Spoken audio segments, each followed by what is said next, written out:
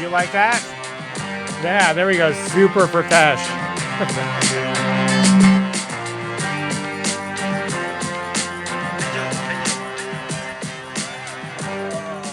It's like ET trying to phone home. The setup we have with the little phone analog. I don't know what you're talking about. ET. Yeah. Hey, we have a questions bucket. If you guys want to ask us any questions, we'll get to as many as we can. Just put it in the bucket. We're gonna. If you guys want to like get cozier, if you want to fill in the empty spots, if you're out there and you like really want to be on the couch, come and own your spot. All right. Hey, before I start, I just want to say, we started this podcast like 4 or 5 months ago. Yeah. And now we're here on this rooftop sitting in front of the people who are listening. And I'm having a very kind of like manifestation moment. And don't touch me.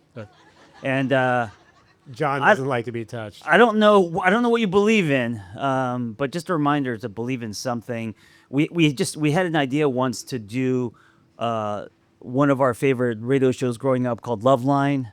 I used to listen to that shit in the driveway of my house after high school parties, and listen, look what's happening. We're on the top of the world. Literally, well, not really. Top of the Mama Shelter Hotel. Yeah. Anyway, thank you guys for coming. Someone came. Someone drove 6 hours to see us. Who's that? Yeah. Wow. That deserves a book. Hey, thank God this is free. You know what I'm saying? That deserves a book. Oh, that you stayed at a hotel. Okay. Yeah, you could No refunds. You could have slept in your car. John, Yes. I need you to like turn towards me a little bit. Yeah. No, Right? Because it's Yeah. we. No. That was a bid for connection. I feel like. Nervous. Are you really? Yeah, a little bit. Oh. Wait. What are you nervous about? I feel like when I meet people in person, I have this insecurity that they're gonna think I'm a little bit taller. So I find myself getting on my toes. But in my real world, I'm not insecure about that. But like from the internet, here, let me start those books. Hey, I'm gonna give away some books, and this is something called "How Well Do You Know Shaun?" You should get. You get. Yeah, you get one of the you get a books. book. You You get get a one of book. the I'm just gonna start right into the deep end. If you know the answer, raise your hand. You get a free book. I didn't approve. You just know these questions. I don't approve any of John's intros. He just goes for it, and I'm here for it. I just don't know what you're doing. These are all answers. If you listen to the podcast, you would know the answers to these questions. First question is, how big is Sean's penis? No, it's not huge. It's definitely not huge. Have you seen it? It's not small. It's not huge. Like he actually said exactly how big it was. Yes. No. It was. No. Yeah, that's what you said it was. It was. bigger. It's 5 and change. It's a lot of change. A lot of loose change. A lot of change. Look, I'm hung like a Greco-Roman statue. So Hey. nobody won that, by the way, because no one. Someone Who said 5 3/4? Over 5. five. Nah, we were looking for 5 3/4. That was, and then some. All right, It's a good size. it works. It's a good size. One of the terms we're retiring is baby arms, and I've learned in my experience, no one wants a fucking baby arm. Like, what are you gonna do with a baby arm? That's absolutely. 5 1/4 is a good size. Thank you, John. That with the little EQ is perfect. I'm not insecure about my penis size. So I'm a grower. So I'm a little. We know. Everybody knows. Everybody this. knows. God. Okay. Who does Sean send his voicemails to?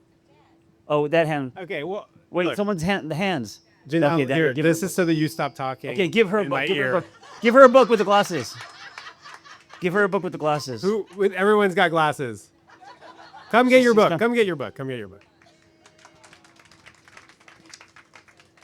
Hey, no photos. Okay, hey, if you want photos, we're gonna take some after. So It's like the ride at Magic Mountain where you get the photos after, and then we're gonna charge you for the photos. we're not charging for the photos. Sean was a sex worker. What kind of sex work did he do? Massage. Oh, speaking of massage. Wait, do you have this book already? I do. I can get Okay, give her. Yeah. Molly, do you need a breakup on purpose book? Oh, she does. Okay, cool. Yeah, got it. Yeah, there you go. Okay, 2 more questions.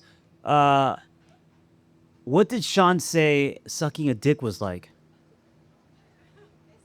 That's a good one, actually. Early episode.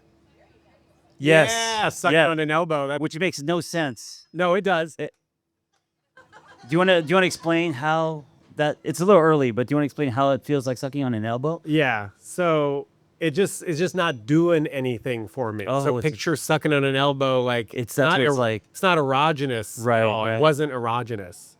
So it kind of felt like sucking on an elbow. Thanks, John. This is Yeah. fun. That's it. Oh, I thought there was That's one it. more. Okay, one more. Is Shaun a folder or a scruncher? Talking about wiping asses. What? Look, Janelle, I gave you the book a folder. so you would stop answering every question. Yes. She won the book. Okay, thanks.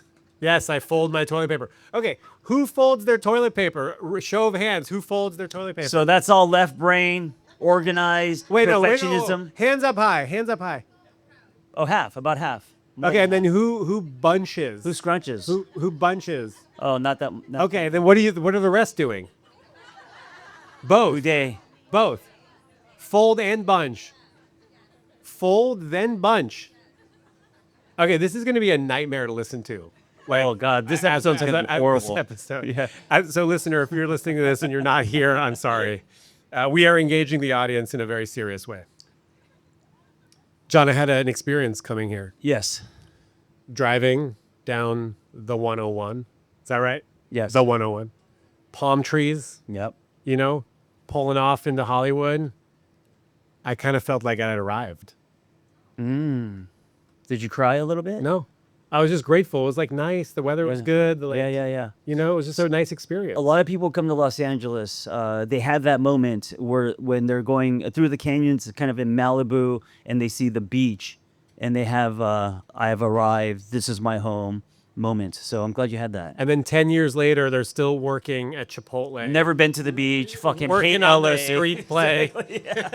Yeah. I hope that's not my experience here. Yeah, Not me that there's anything wrong with working at Chipotle. No. 1 week here, and how do you feel? This is a Look at pretty this. amazing welcome to Los Yeah, Angeles. it's a nice welcome. Yeah. I owe a lot of it to you. Don't touch me. Okay. Does that really make you uncomfortable? No, but we could do better. Touch me. Yeah. That's nice, actually.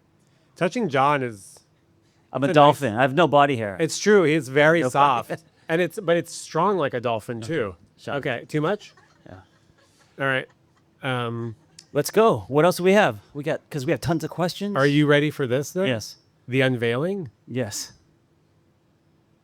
Oh, new tattoo. Look at that. You asked me to hold off on the unveiling until right now. Wow, I like that. So Shaun recently got his first tattoo, and then it's been like eating potato chips. It's over. I can't stop. I also love that. So, we're very different in that I just look like a walking newspaper, and he has pieces. You have like art pieces, and they all match. That's the plan. Yeah, I'm that's great. aesthetically focused. I love it, man. Yeah. What's the meaning behind this tattoo? It's a butterfly with a skull. Nothing. Skull with wings. I just like it. Yeah. Okay. All my tattoos have a ton of meaning. All of Shaun's tattoos have no meaning. But there's nothing wrong with that. I'm just saying. So I don't care about aesthetics, but they're all just dog-eared pages of my life. I'm just seeing one that says "fuck well" on your arm. Oh, it's a- fuck well rounded. Fuck well-rounded. Sharpen your edges. Dude, can you imagine if you had a fuck well, like on your knuckles? Wow, that'd be kind of cool. Fuck well. All right. Mine would say like fuck okay. There's a baby here somewhere. Well, they should have known that coming into it. What else you got? You got anything for me? No, that was it. Okay, I got something for you. Yeah. This is exciting. John, Oh, you got me a gift. Merry Christmas. Oh, I know what this is. This is a paid. No, It's not paid. A paid sponsorship. it's not a paid I sponsorship. was just fucking with you. No, it's not a paid sponsorship. I have a This is- feeling. Yeah, you know what it is. I mean, I think we could all guess what this is. I'm also not a good gift giver. I don't like. Is anybody else here like not give gifts? I don't like giving gifts. I've never said this to a man, but I'm wearing the socks you bought me. Speaking of gifts, Show us the socks. we decided that the ankle socks are out. and that's all I had. And so he bought me socks. Episode 1. Look at this. He bought me long socks. Yeah, yeah. Yeah. They feel nice, right? Yeah. So this looks like a sex toy. It's a sex toy. Nice. It's Should I got my open it? face on it. Not on the toy, on the box. Wow. It's called the L. Why don't you open it up and it's fresh. I haven't used it. It's early for this. You started it. Okay. Is this for anyone? This is for his and her Oh, pleasure. interesting. Okay. Yeah. Yeah, get it out of the plastic. No, come on. We got to give a full. Yeah. Okay. Right? What do you Yeah, do? ladies, what do you think? It's No yeah, batteries. It's just nice, smooth, kind of crystal It's hard. Pyrex. Oh, okay. Yeah. Yeah. You could throw it in your oven if you wanted to. And reshape. You can freeze it. Yeah, so it's for his and hers pleasure. So it's a prostate / G-spot kind of stimulator. What are you thinking? I'm a little intimidated. I've never. I mean, it's I've never done. I've never had a sex toy like this. For me, this is beginner friendly. Okay. You know, it's not. Okay. You see it. It's not like complicated. There's Yeah. no ears. There's no battery. Yeah, it's yeah, just yeah. like simple glass. I haven't opened mine. I'm gonna. We'll see. Date night. I'll put it in. See how it works. I'll stray. You can use it on yourself too. You know, our podcast is about relationships and and love. Yeah, and And sex. we always talk about sex, way too much, and we also No, talk it's about not too dicks, much. way Is it too much? I was looking at the data. Yeah. The episodes with the sex in the It's always the title, highest. they perform better. Yeah. Have you This one's Have- called John's first prostate orgasm. wait? Have you had anything like this? Yeah. So Oh, you okay, have. I've so never had anything in my butt. This is my favorite toy. I've had a Yeah. version of this, a clear one of this, Oh, okay. for like the last 7 years. Do you like it? I do like it. Oh, you do. Yeah. Okay. It's an interesting feeling. Like prostate stimulation is like caviar. It's like an acquired taste. I dated a nurse once, and she said men have a prostate, and I'm going to show you where it is. But we never we broke up before that happened. But I kind of feel it. Is Vanessa No, she's not here? here. Vanessa, no? Okay.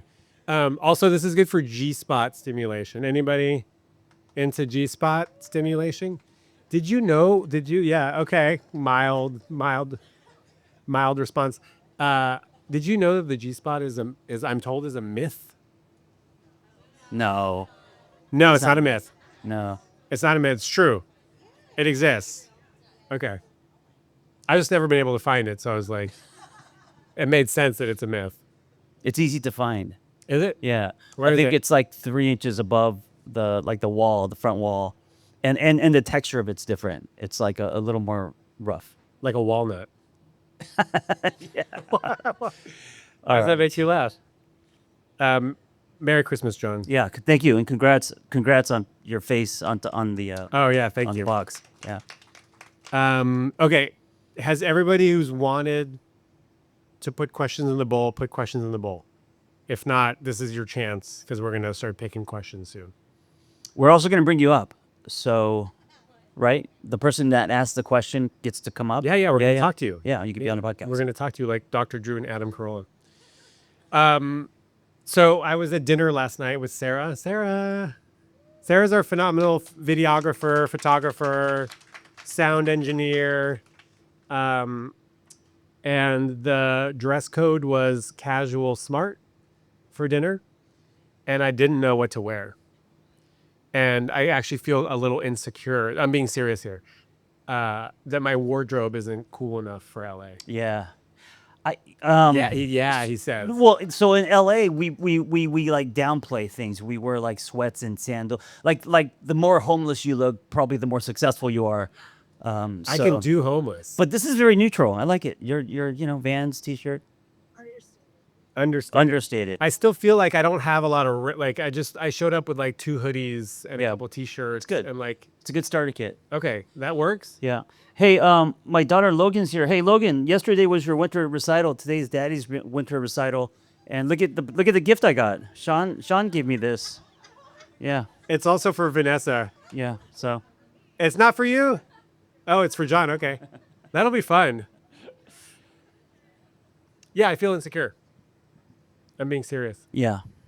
I think it's easy to move here and to be like, oh shit, I don't have the right car, the right Yeah. clothing, the right Yeah. job, the right apartment.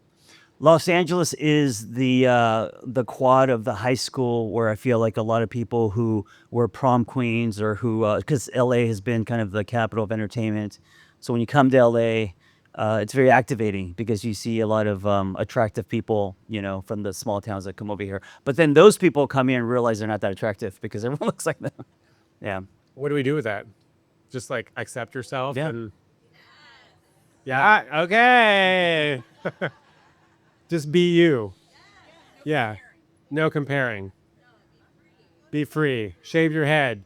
Okay, well, okay, we'll just call it out for what it is. A lot of you know that I just shaved my head like 3 months ago, and it was a hard process, and I'm like coming to terms with it, and I know it looks good. This woman in the corner was like, "Dude, I love your hair color. It looks so good." I'm like, "Thank you." She's like, "It would look amazing if you grew it out." It's okay. It's okay. It's okay for you not to know. I'm just gonna call you out on it. Sean has a nice head. You have to have a nice head to shave your head. So in the '90s, when everyone was shaving their head, Mr. and Mrs. Smith, Brad Pitt, I tried to do it and I looked like a monk, and it was horrible. And people would come up to me and be like, "Oh, you got a haircut," and they would just period. And I knew that it was not a good look. So, but you could pull it off. The thing is, Yeah. like, what's wrong with looking like a monk? Like, I, why do you hate monks? I know. I don't. That's very judgmental of me. Also, why do you hate Koreans? I don't. And like Wait, I never said I hate Koreans. yeah, well- There's a Korean family right there. I never said I hate Koreans. I said because I grew up in the '80s in a very white I thought world. you grew up in the '90s. No, I grew up in the '80s. Okay. Yeah. I never said I hate Koreans. I was embarrassed of and shamed for being Korean, and also in the '80s it was very racist. And so for me to not get bullied, I had to fit in, and it was through an ability like spitting on my head or awing over a trash can. But I was very embarrassed of like the food we ate and all of that because it was the '80s and people were racist. Okay. Yeah. Yeah, that's a sad explanation. That's how I grew up. I thought it was going to be funnier than that.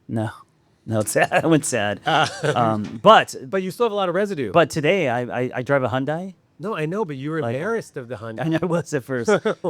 But now I'm kind of going back to culture, roots. I want to go to Korea. I wish I learned how to read and write. Yeah. Yeah. You still can, right? I still can. Yeah, Will you? maybe. Okay. You know they have great tattoo artists coming out of Korea. Yeah, Korea's got a lot of great stuff. Yeah. Yeah, You should be proud of it. I am. I am. Yeah. All right. Sorry, I didn't mean to insinuate that you hated Koreans. What's next, John? I mean, I think we could get to questions. I got some more stuff. Okay. We got time. Okay, so you were saying, so I lost a bunch of Bitcoin, Yes. and then you were like, oh, that's too bad because, that's like that's impressive or not impressive. It's like if I had it, it would be like attractive to people, right? Like money, and I have something better than that. I think. You ready? Yep. I have a gated. I didn't know because I just moved here. I don't know this about LA. I have a gated guest spot in my apartment. Oh, parking space. Is that Gated. worth more than 180 grand? I think so. In LA? Really?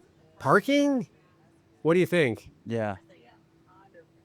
Yeah, East Hollywood gated parking spot for my guests. Gated parking spot, 5 inches and a 3/4. Open mind, Open mind. shaved head. Tattoos? What do you need? What else do you need? All right, we got more stuff here. Don't worry. What's up with Little Dom's? Should we go there as our first date?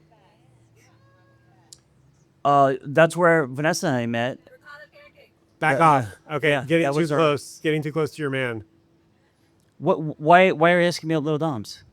Because I want us to have our first date there. Oh, okay. Yeah. Yeah. Is it nice? That's where you and nice. Vanessa had your first date. That's where we had our blind date. I lived right next door, and she thought I was. What did you think I was? Not cheap, but lazy. Because you could throw a quarter and hit my apartment. But it's a great restaurant, Little Dom's, Los Feliz. I'm getting the bowl. All right, here we go. So we're gonna read the question, and if it was you, you could come up and we'll engage with you. Can you talk for a little bit? I'm gonna just go through some of. No, just pick one like that. And we'll Oh, just, okay, like that. yeah. Okay. I think that's. How, if at all, has your podcast affected your professional lives as a coach and a therapist? Oh, I think we should. I think we should skip that because I don't want it to. I don't want it to be about us. I don't want it to be That's about us. why I was trying to. Yeah, Fucking, yeah. We can answer this. It hasn't changed. Zero. well, here we are. Wait, this is fun though, right? Like I've never. Yeah. This is Yeah. a new experience for you, right? I'm a firm believer in corrective experiences, new experiences. I believe that logic is slippery, and when it comes to putting your body into more of an attracting state instead of a chasing state, you got to give yourself an experience. There's nothing more convincing. So one of the dreams that Shaun and I have is to do live events, have our own studio, taking calls that way, and this is kind of the first experience that we are having. So it's meaningful to me. At least to me, it's meaningful. Oh, I got one. Go ahead. They're not going to want to come up here. How can I regain sexual confidence within the container of my sexless marriage? Oh God, do you want to come up here? You don't have to come up here, by the way. No, It's you okay. have to come up here. Especially if. What if you're- Vanessa comes up here? What if it's Vanessa? Oh, this does look like your handwriting. We know your marriage is not sexless, John. No. Yeah, definitely not. How was your date last night? Good. I took half a pill. Nice. Yeah. Viagra. You don't have to say what it is. Well, it's either that or MDMA. I think it's important distinction. I have a very low tolerance for alcohol. We had date night. I had 2 drinks, so there was some uncertainty. So I took half a pill. It's called insurance. No, I get it. You're hedging your bets. Yeah. I just didn't think you were the type of guy who would need a half a pill because you keep on talking about these I don't. hard It's insurance. 3 a.m. boners that you need to hit with a fucking sledgehammer. No one's interested in my bonus. They are very. No Who's one's interested in John's boners? Nobody. Yeah, nobody. Okay, so obviously this person doesn't want to come up here, and I don't blame them. So how can I regain sexual confidence within the container of my sexless marriage? I'm going to let you handle this one. Dude, I mean, this is how can I get? I would say, the thing that we don't talk about in relationships, I find, is actually this: sex, what we like, what we don't like. I think there's a lot of programming. I think especially for women, instead of asking themselves how they want to be touched, how they want to be loved, especially in the bedroom. I think we grow up in a world where women are conditioned to please, and so there's a lopsidedness. And so then when you're in a relationship, you're kind of running on that. And so I would start with kind of the unprogramming. I would start with asking myself, what do I want in the bedroom? How do I want to be touched? What kind of experience do I have? And then I would communicate that with my partner. This is also going to be telling on if your partner is where they're at, because if there's a lot of defense and they don't take in your consideration, then it doesn't say. I wasn't listening. Oh, you're not listening. Yeah, don't look at it. It's. I think there's a crack in that container. Yeah. I think. Can I chime in here? Yeah, of course. I feel like if you don't, it's easy not to talk about sex in your relationship. Yeah. And It's also easy to go on autopilot where what you do is kind of like colored by numbers. You're used to the routine. You do this, then you do this, then you do this, and then, so to break out of routine. I was talking. Sorry. And also, And unplug your mic.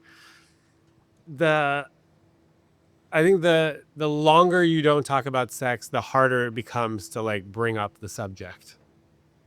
Right? And so you sort of have to someone's going to have to go first and start talking about the thing that's not being talked about. And it's not ever, I don't think it can ever get better without talking about sex. This seems like super basic advice, but I think that you can get into this routine where you're just kind of cohabitating in your roommates and you're not having these really difficult, awkward conversations that are kind of intimidating. yeah. So someone has to go first. Someone has to talk about it. But this is about regaining sexual confidence. How do you regain sexual confidence, do you think? Do you have to get better at it? No, I don't think it's an external thing. It's internal work. I think it's a lot of internal work. I think it's being comfortable with self. I think if we can't look into a mirror and at least choose to like ourselves, it's going to be hard to ask for things in the bedroom. Yeah. Yeah. I'm just thinking about how like insecure I sometimes am getting naked with someone for the first time. Why are you insecure? What is it about you that what are you insecure about? Insecure about? Yeah. Oh, just like my body. Oh. Yeah. Okay. And then I also remember that like most people have some insecurities. And so I try to just remember that they're probably also insecure. And so Yeah. they're probably worried about their body and I don't have to worry about my body so much.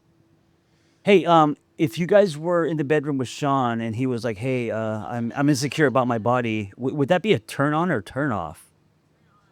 Really? Yeah. Any vulnerability that has. Yeah. Yeah. I wrote a blog post called like 10 reasons why dating me will be a nightmare. And like all the people were like, oh my God, you're so self-aware. I'd love to date you. I'm like, listen, it's not good. It's a nightmare. What are you fucking, what's wrong with you? Next. Next question. Okay. Do you think it's important to have a level of self-love before dating? Would you like to talk? Would you like to talk about it? I mean, you're in a good spot to talk, actually. Yay. Can I just say one thing about the topic of self-love?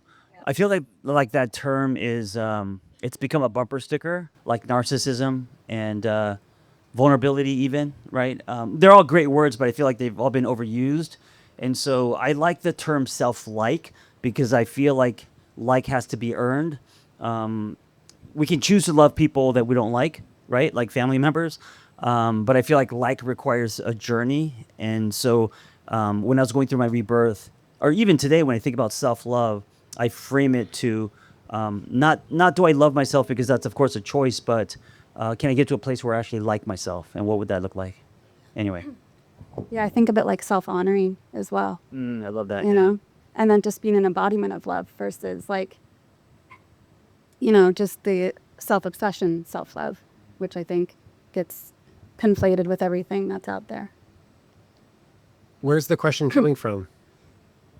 I think for me personally, it's just coming from a place of doing a lot of inner work on myself and really being super aware of my patterns, but then almost being so aware that it's like keeping me from dating. Sure. Because I know myself so well that it's like, okay, I know my patterns, and it's like almost being hyper aware of other people and like reading all the psychology, and I work in that space. And so not to repeat the same patterns, I'm like, okay, how much self-love do I need? Or in this case, like the self-honoring and for me, it's like the honoring part is like, how am I treating myself the way I want to be treated? Like, how can I take care of myself in a way that like honors myself, even if it's like a hard choice? Can you also accept the fact that you're the kind of person who like knows a lot about themselves and is very self-aware and has kind of gotten really deep into this stuff, and you also are aware of the fact that that might be hindering your ability to connect with other people? Yeah, that's why I think I'm bringing it up as far as like that line of when does it become like self-analysis versus just like getting out there and being, just seeing what happens. And I think you found the looking in line. mirror, I think you're ready to get out there and see what happens. Well, I did last And- night. Hello. And so what happened? Well, it was like my first date, and God, I'm being so vulnerable now, but here we go. Join the club, join the club. Hello. It's been my first date in 8 months. Nice. Yeah. Amazing. Yeah, and it was good, but I definitely was enjoying myself and didn't sleep with him, but I definitely hooked up, which was really fun. Oh, hell yeah. It was really fun. Yeah. He actually got takeout. You got to take it. Who paid? He did. Nice. I heard that's important. I think it's a nice gesture. It's a nice gesture. Yeah. Does it mean he's a provider? I think there's some provider vibes, but I think that just depends on like the two people and what works for both people. Yeah. Can we get a round of applause? Your first date in 8 months, getting naked. Me sharing? Oh my Yeah. God. Yeah. What's their name? Where do they live? What's their phone number? This is recorded. What's their This Instagram? is recorded. So there's gonna be a date two, I'm assuming. Well, he might be moving, so I don't know. Yeah. Definitely then. So it's okay. I felt like it gave me that like, okay, I work down there. You know what I mean? Oh, did you regain some sexual confidence? Yeah, it's like regain some sexual confidence. Oh, I guess maybe that's the answer. How do you regain sexual confidence? You have sex again. I didn't have sex, but I just, Well, you hooked up. Hooked That's up. sex. My umbrella, my like definition of sex is pretty broad. Okay. Were genitals touched? Yes. Sex. I like the idea of not dating to find the one, but almost using dating as a vehicle to kind of put on the what? Practice, training wheels, whatnot. Like you said, this was a first experience, first date in 8 months, and this person doesn't have to be, because I think we're so obsessed with finding our person, and that expectation is so high, and then we take a black light to the entire experience and of course ourselves.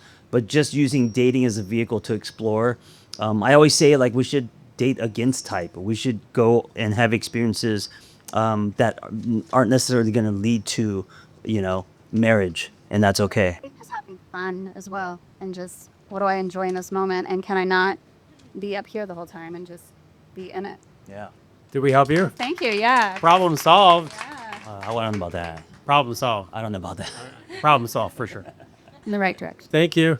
Okay, I'm this gonna one's share it. gonna be hard. All right. Do you That's what she said. No, that's not. We retired that. I'm No, sorry. yeah, you could say title of your next book. That's what you can say instead of that's what she said. Oh, that's good. Okay. Title of your next book. Oh, whatever that. Okay. Yeah, should we? This one's gonna be hard. Break up on purpose. Together on purpose. What is it? Your next book? Can we not talk about that? Love hard on purpose. Is the Love next- hard. Yeah. Nice, dude. Okay, title of your next book. Do you believe feminism has influenced the way men approach dating now or their fear of commitment, etc.? Thank you. Who's this? Come on up. You win. You're the next contestant. Yeah, you can have a seat on our corner. Yeah, we're gonna share this mic. Oh, over there? Oh, we're sharing mics. Oh, yeah, awesome. Hello. Hi there. Tell us about your question. So I feel like been dating over the last few years, and I'm in my mid late 30s, and I've in conversation with so many of my friends, my girlfriends, single, and they all come from different backgrounds, faith backgrounds, non-faith backgrounds, progressive, conservative, whatever it is. But it feels like it's all the argument of like there's no quality of men, or like what they're all looking for. I hear consistently across the board is that they want to find someone and they want to date a man who's gonna provide and pursue, and not in a 1950s housewife kind of way, but just in a like, I want to know that I'm being wined and dined, and I like that. And what I found in just conversations with them, and especially with men as well, is that some men feel, or boys feel, as though they can't approach women now because they feel like, well, I don't know what to do. I don't know whether I should open a door. I don't know whether to do this. And so I've just wondered. And I'm also, I just recently graduated with my MFT. And so there's been more of that too. Yeah. I've been studying that for the last 4 years of relationships and everything. And so I just can't help but wonder if maybe we have been able to, like as a culture and as a society, and not that I necessarily care, but did our desire for independence and feminism and equality and everything, that did it then scare off these boys that are now like, oh, well, she doesn't need me. I don't know what to do. I don't know how to date these women. And so I'm just kind of wondering if maybe like we swung a little, I don't really care, but like, I guess it's like, did that scare off boys? And essentially probably it did. And so does that make sense?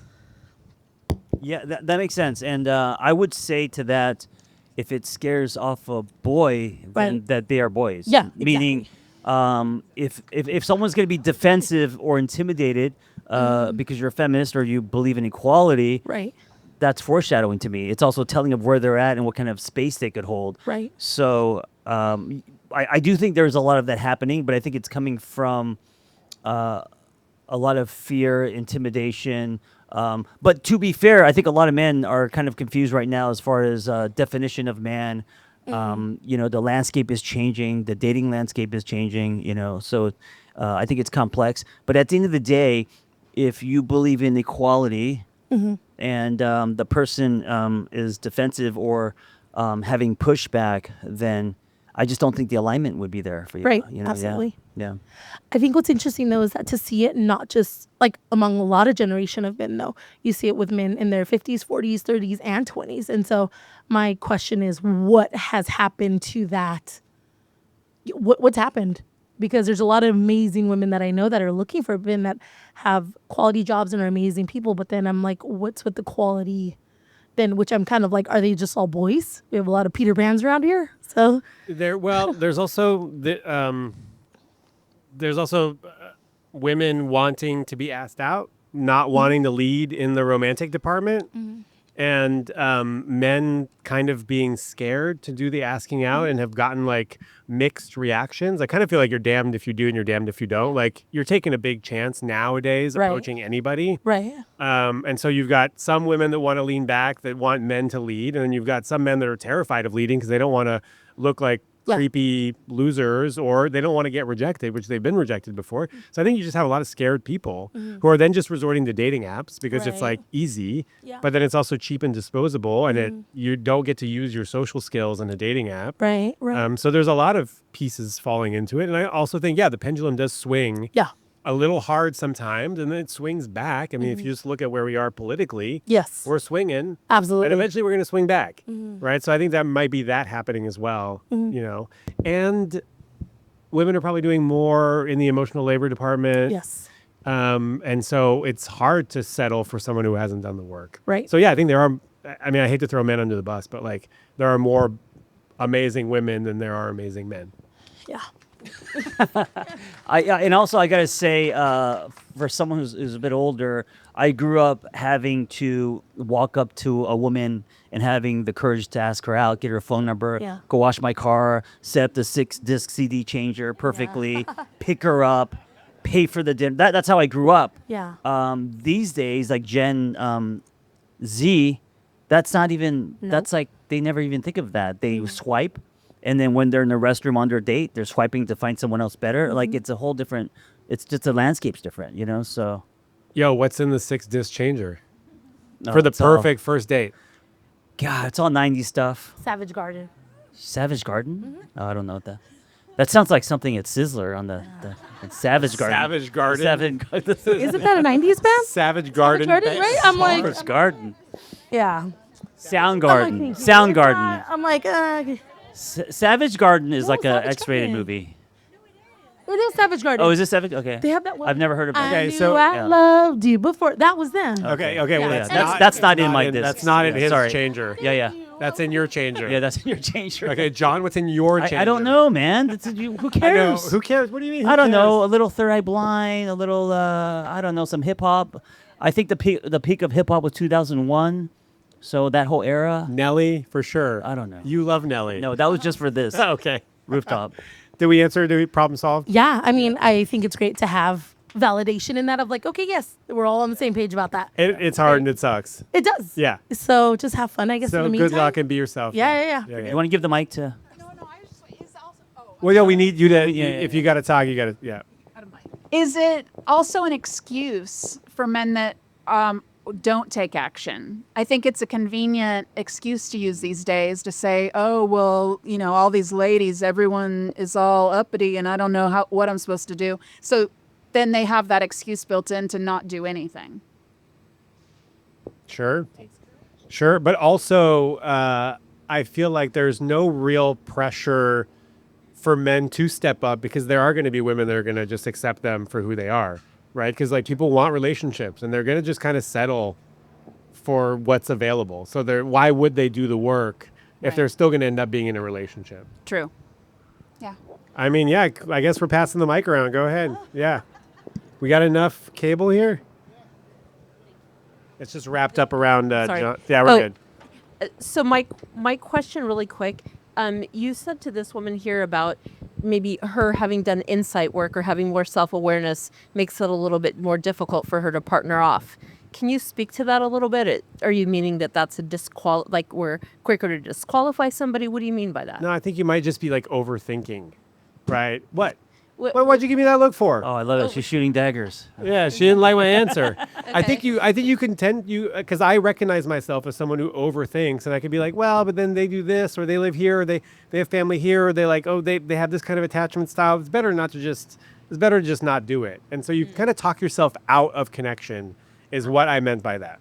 Okay. Is that better? I'll smile. Okay. No, you don't have to smile. You Wait, don't hold have to on. smile. Hey, I wrote this thing on Instagram, and I said women need to.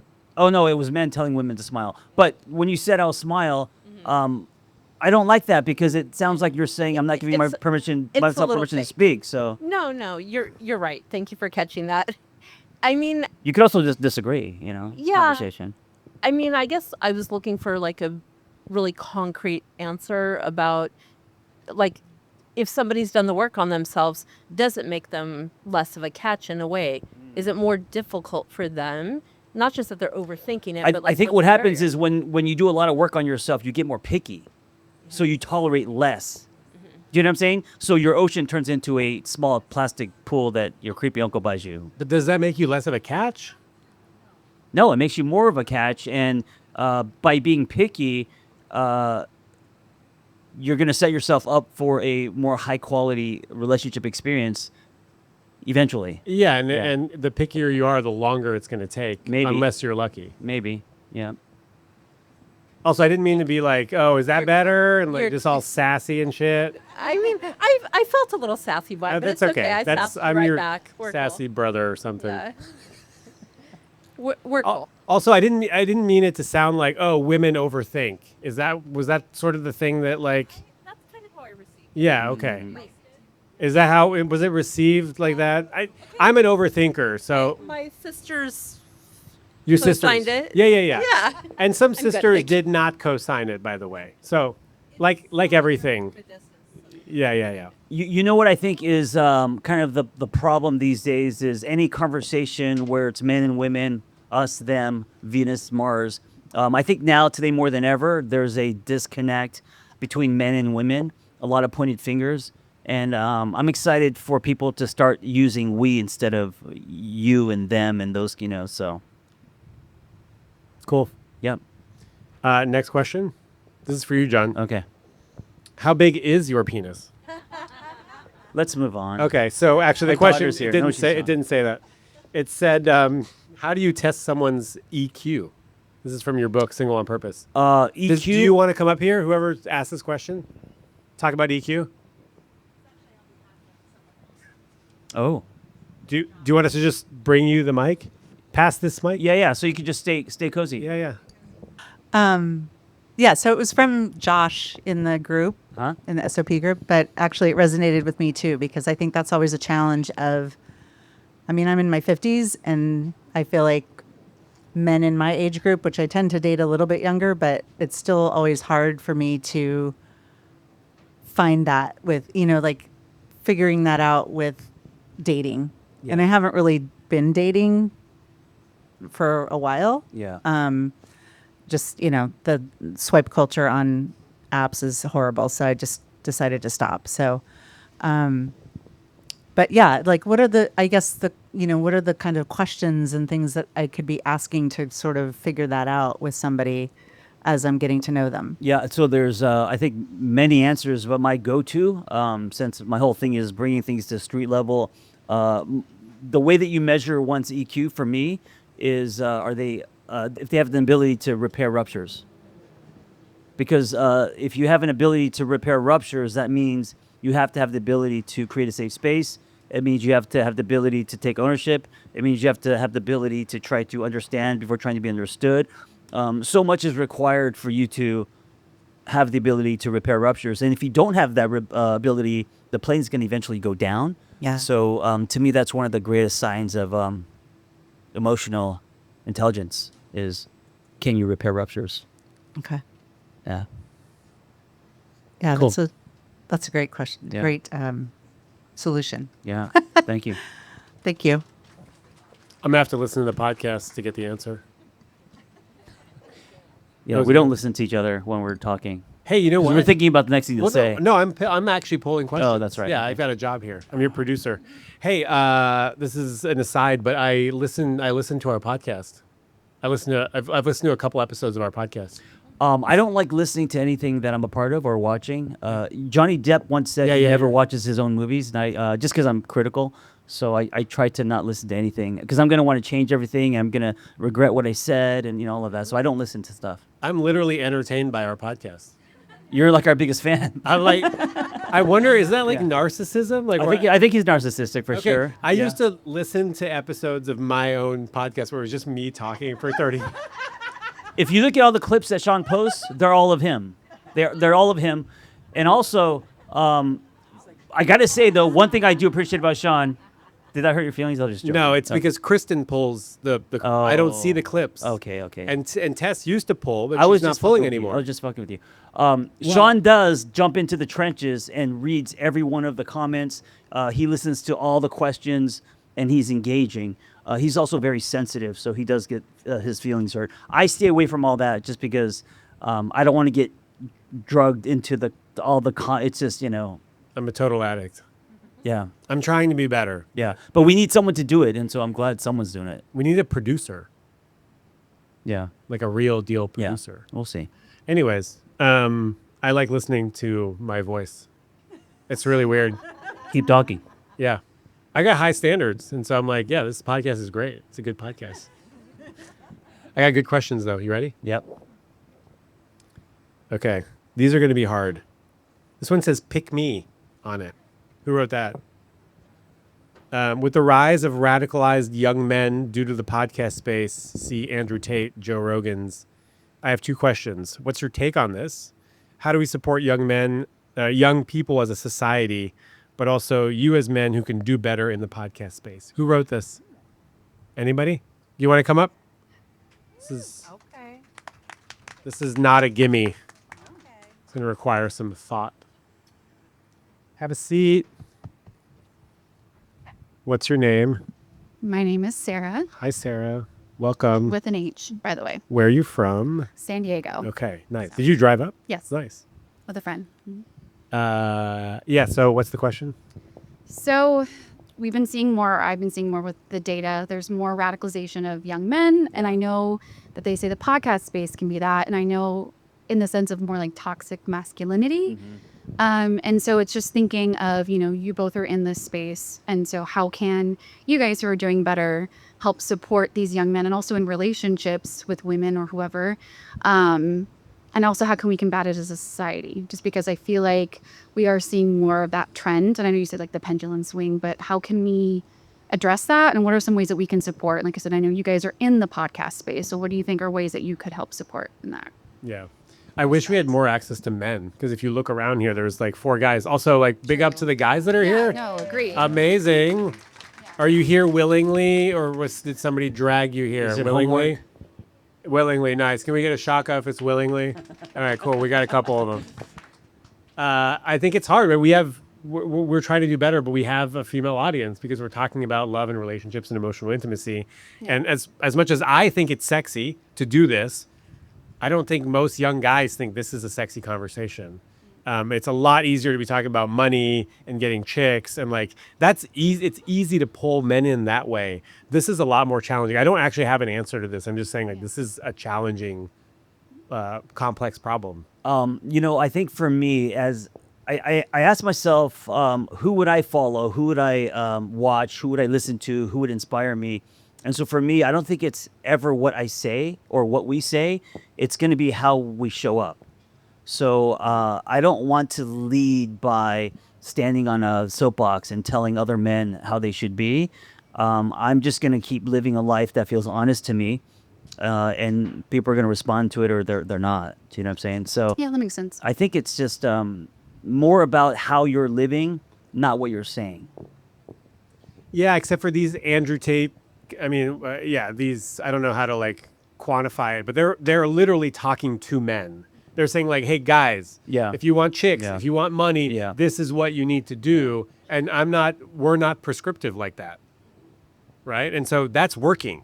right? They're like literally speaking to these men, and we're not speaking to men. I think there's a generation of young men because we live in a fatherless nation. Watch this. How many here grew up without a dad, whether emotionally or physically? Dad was not in the picture. Yeah. So That's like 2/3. yeah, and so I think a lot of boys, a lot of young men are looking for mentors, looking for a positive male role model, and then they come across something on social media, something shiny, something like empty promises, and then they start getting brainwashed. Well, we have to figure out what are young men not getting, right? Like, what is their struggle, and then how can we provide a solution to that struggle?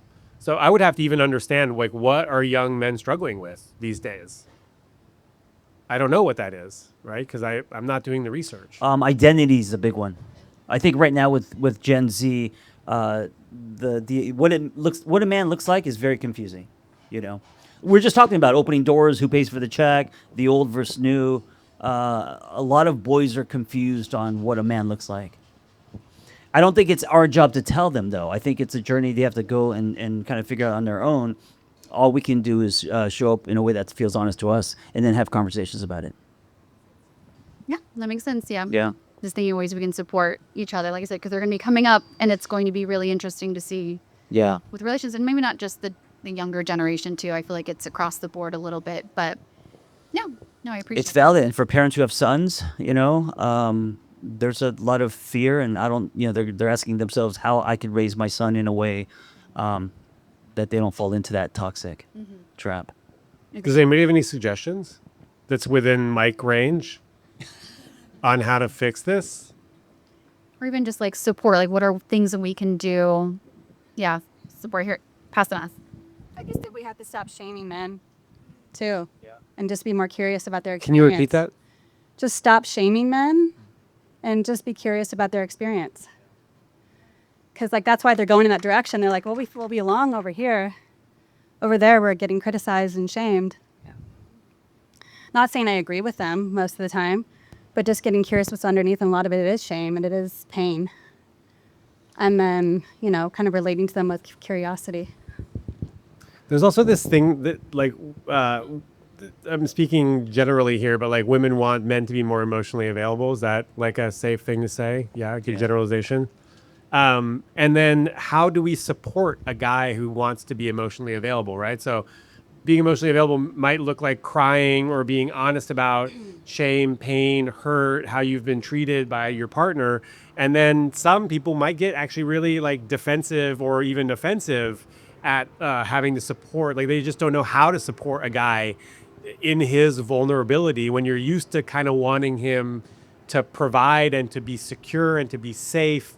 So can you still stay attracted to your partner when he's being vulnerable? Can you like celebrate his vulnerabilities and know that like that will make him a safer partner, and it's going to know, he's going to know himself more, and know that that's just sort of like a little dynamic switching, not just that like, oh, my partner is no longer able to hold me and support me and keep me safe the way I thought he would, right? So there's some element of having to keep like being able to celebrate your inviting and celebrating your male partner in being more vulnerable and emotionally available. Hey, let's get some thoughts from a man. So just because you're wearing a black shirt. Yeah, you want to come up here? Yeah, what are your thoughts on this topic? Hot guy with the tats. Yeah, come on up. Can you also tell us your age, if you don't mind, so we know what... I am 31, and I did notice that there weren't a lot of guys here from that one question that she asked. And I was like, man, the LA men are trash. I'm from Florida, just to let you guys know. Except for you guys that are here. But I think that it actually stems from males having a lack of role models when they grow up. Like I know for me, it was a lack of men that could show me the way. So what happens in a younger adolescent male is they go based on what society tells them, and then they create all these insecurities. And then it's like, oh, how do I feed these insecurities? Then they see things like Fresh and Fit, the red pill community, and then they latch onto that. And then how they feel those insecurities is with women. And I talk about it I do a little podcasting too. So I talk about it based on hookup culture. What guys with insecurities like to do is they go out. What do they go out for? They're going out just to get that quick feel to boost their ego. So the problem is guys are really insecure and their ego is way too high. So they're just doing things to feed that. And it's a never ending cycle. So to break that cycle, they got to really look at themselves and see how they can get better as men. And you guys were saying it earlier, once you start to do that work, you become a lot more picky. You don't want to go out anymore. You don't want to just hook up. And it's just about doing that inner work and just supporting and helping people do that. My 2 cents on it. Yeah, thank you. I love that. Thank you. Yeah. What's your name? Brandon, Are you single? I'm single. Oh, he's going to be by the bar after the podcast. Give him a book. I don't Let's give him a book. Yeah, here, take a book. Also, what's the name of your podcast? It's actually called The Real Deal Podcast, W. B. Haley. Thank you for letting me say that. No worries. Yeah, what's up? Thank you for that. I actually have this pre-ordered. Oh, well, give that to a friend. Thank Okay. you. If you sign this one, I will take it. Give it to a man in need. There's a lot of them. There's a lot of them, yeah. that's for sure. Yeah. Thank you for sharing that. What an honest and accurate look behind the curtain. So, yeah. But also, so like, if you're not going out to get chicks, like, how do you like feel good about yourself? How do you internally validate yourself rather than looking for external validation? Right? That'd be one of It's the very solutions. hard, I think, not just for men, but anyone. I think it's hard. Internal validation as a human being is hard in the world that we live in. To place value or think that you are valuable and not tie that to the external, like money or a person or, the big events, it's very hard to do. Which is basically like, for me, I'm just thinking about like, how do I do this without the external validation? And I just like tell myself that like, I think that like deep down inside, I'm a good person. Yeah. Right? Like Yeah. I am a good friend for the most part. I'm a good work colleague. Like I'm trying to help people, even though I might fuck up, I'm still a good person. Yeah. So there has to be some element of like believing that you're a good person. Feeling that you have value, that you're worthy. Even if I'm not successful, I'm not Yeah. driving Yeah. a BMW, if I'm driving a Hyundai, I'm still a good person. Yes. That's hard to do. It's hard to do. I think it's also a life journey. I don't think it's something that you achieve and then it's done. I think it's something that is an ongoing thing until we die. Value, liking yourself, self-love, all these things that's ongoing. It's threaded into your life. Yeah. Fresh and fit. We should start our own thing called like Soft and Healed or something. Yeah. That's going to attract a lot of men. Yeah, you think so? Soft and healed. Merch. It's all like pink fluffy hoodies and shit. I don't know. All right. Cool. Thank you, man. Yeah, thank you. Thank you for the question. Loving everybody's tats. Speaking of tats, is 50 too old to get a tattoo? No. Who asked that? Get up here. We're gonna like design your first tattoo. Who asked it? And give me a Sharpie. No, it's not too old. The good thing about getting tattoos when you're older is that you have taste. You have more you might have more disposable income, so you can afford nicer A better tattoos. tattoo. Yeah, you can afford a better tattoo. Divorced at 35. Did my first squat at 36. Went back to school to get my master's 37. Had a child in my late 40s. Finally met me. Met you at 50. Yeah, at 50. Yeah. 51. Yeah. You've had an amazing life. I don't know. Late bloomer for sure. What you want to moisturize a lot if you're gonna be. I heard like old skin is harder to tattoo, so make sure you I'm serious. yeah. I've been watching a lot of Ink Master and stuff. Okay. One more question. I mean, we got time. We got a few more questions. It's been an hour and a half. People have things to do. No, well, they can get up and walk away. We're gonna hold them hostage. How do I keep my anxious thoughts from intruding into my new secure relationship? This is a doozy. Come on up. Yeah, you're the next contestant. Anxiously attached people, I'm included in that. It's holding onto someone's leg. It is, the extreme version of that. There's a lot of codependency, enmeshment. You're looking at every text. You're very insecure if the person has a life outside of yourself. Yeah. Yeah. Have you tried just relaxing a little bit? Yeah, from my cold, dead hands, you can take this mic and now you'll relax. Yeah. I have been working on myself for the past couple years and thank you, realize that that's how I show up or have shown up in past relationships.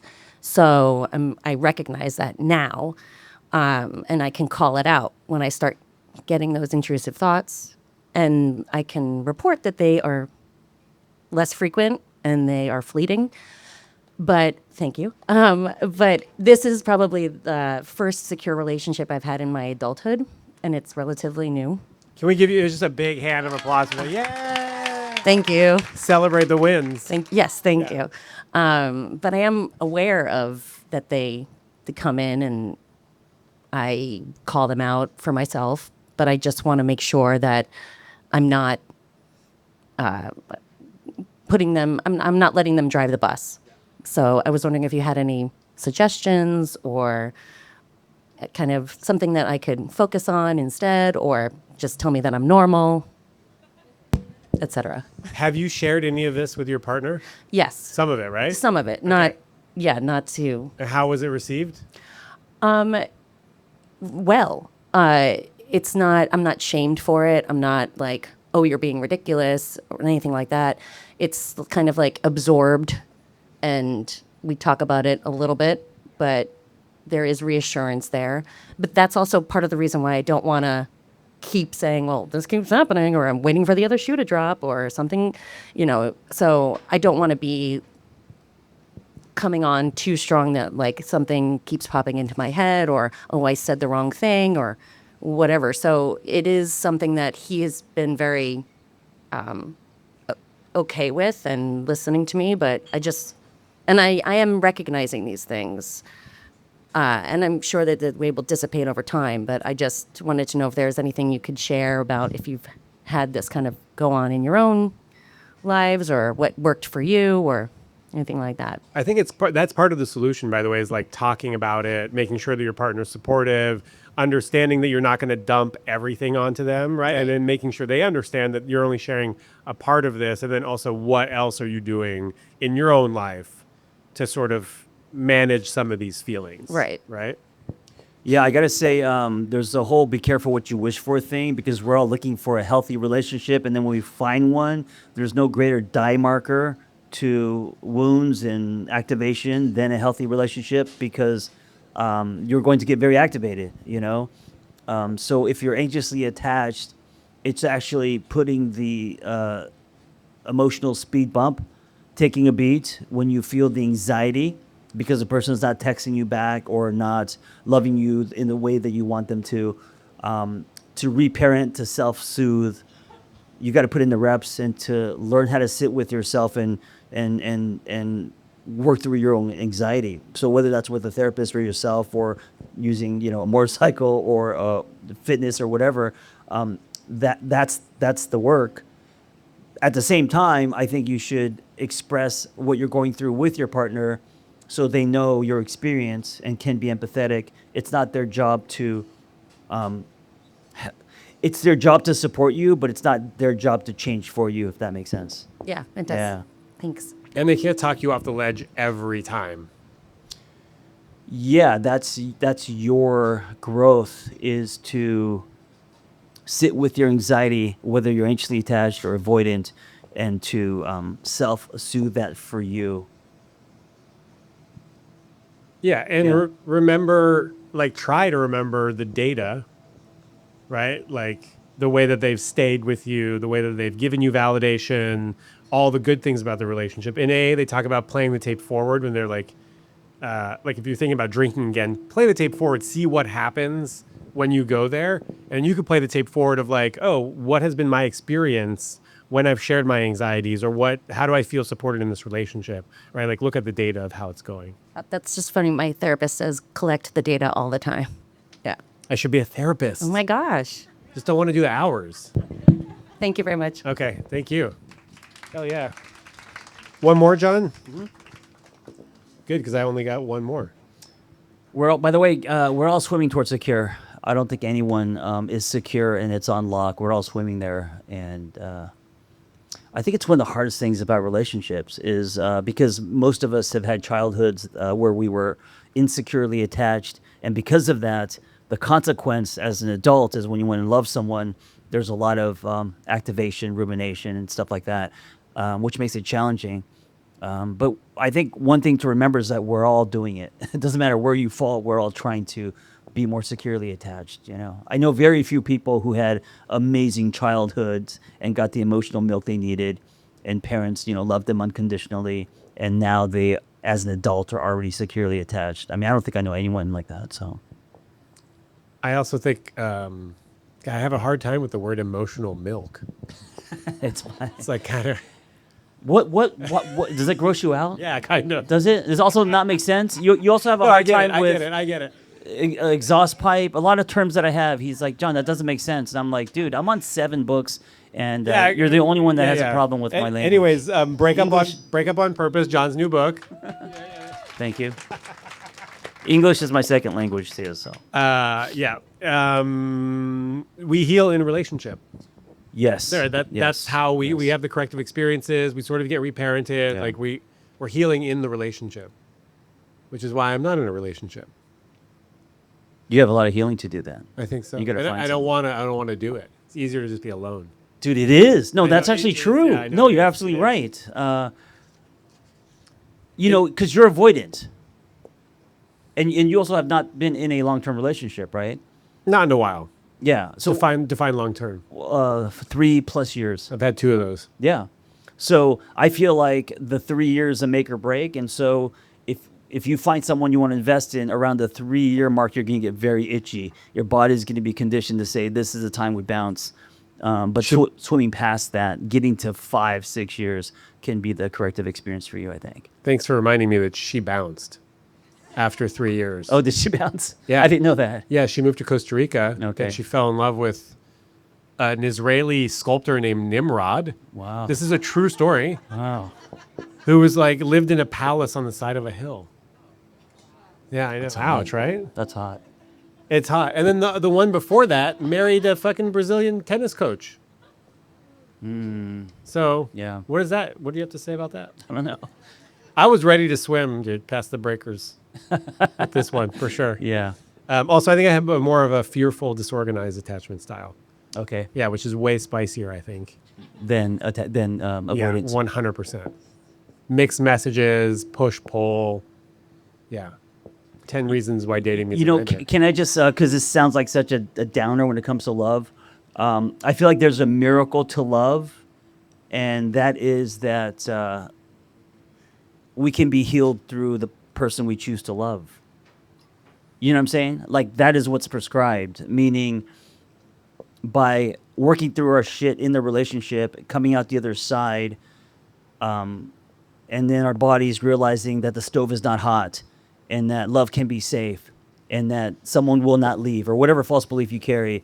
On the other side of that is 2 people who have healed or is healing through the love they built, which I think is, what other species can do that? Like, love each other and then kind of heal each other through love. I don't know. I don't know. You know? I'm not a biologist. Yeah, but we But that humans sounds have that. nice. It's hard work, but it's a miracle. I want that. I want that. I want that for you. Yeah, thanks. Did I mention gated guest parking? We have a gated guest parking spot. He found the keys to his crypto. $180,000. That's not true. I lost them. Okay, last one. Best advice for staying positive while dating when the dating apps are so hard. We'll end on a nice note. How do you stay positive in this dumpster fire of a dating landscape? God, I don't Who's know. this? It's hard. Come on up. Dory, Let's you go. have Yeah. answers? What's going on? Yeah, how to stay positive in the dating app nightscape. Yeah, I think we've been talking about it, just like the swiping culture and how it's hard when you go on a bad date and you're kind of just less motivated to continue the process. What about not using dating apps? I know, like, that's also challenging. Like, I go out and hang out with different groups of friends, but it's hard to meet in the wild too. Are you open to asking people out? Like in person? Yeah. Because otherwise you're just like walking around hoping someone asks you out. I guess. That's like your strategy, right? I guess, yeah. Maybe I should start doing that.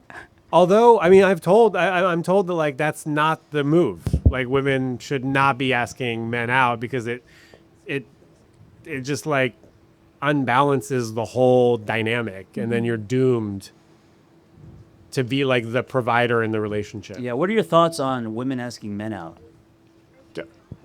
Yeah. Okay. Hands up if you're into it, you think it's a good idea. Okay. Hands up if you think it's trash and you'll never ever do it. Okay, all right. That's fair. No, That's fair. that was mostly people thinking that it's a good idea. Yeah.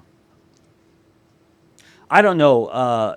If a woman came up to me and asked me out, I would be so complimented. I would think it was, you know what I'm saying? Like, it's just because it doesn't happen in our world. Yeah. I mean, don't tend to do that. And would you be open to going out on a Yeah, date with them? absolutely. And it's not just because they asked you out that then it disqualifies them.